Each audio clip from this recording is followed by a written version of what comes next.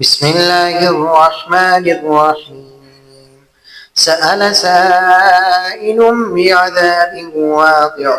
للكافرين ليس له دافع من الله ذي المعارج. تعرج الملائكة والروح إليه في يوم كان مقداره 50,000 سنة فاصبر صبرا جميلا إنهم يرونه بعيدا ونراه قريبا يوم تكون السماء كالمهل وتكون الجبال كالعهن ولا يسأل حميم حميما يبصرونهم يود المجرم لو يفتدي من عذاب يومئذ ببنيه وصاحبته وأخيه وفصيلته التي تؤويه ومن في الأرض جميعا ثم ينجيه كلا إنها لظى نزاعة للشوى تدعو من أدبر وتولى وجمع فأوعى إن الإنسان خلق هلوعا إذا مسه الشر جزوعا وإذا مسه الخير منوعا إلا المصلين الذين هم على صلاتهم دائمون والذين في أموالهم حق معلوم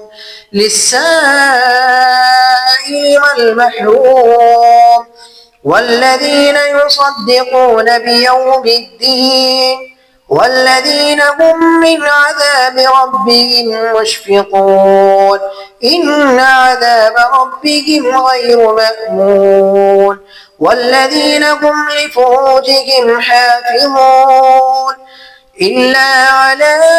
أزواجهم أو ما ملكت أيمانهم فإنهم غير ملومين فمن ابتغى وراء ذلك فأولئك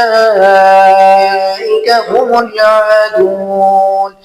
والذين هم لأماناتهم وعدهم راعون والذين هم بشهاداتهم قائمون والذين هم على صلاتهم يحافظون أولئك في جنات مكرمون فما للذين كفروا قبلك مهطعين عن اليمين وعن الشمال عزين أيطمع كل امرئ منهم أن يدخل جنة نعيم كلا إنا خلقناهم مما يعلمون فلا أقسم برب المشارق والمغارب إنا لقادرون على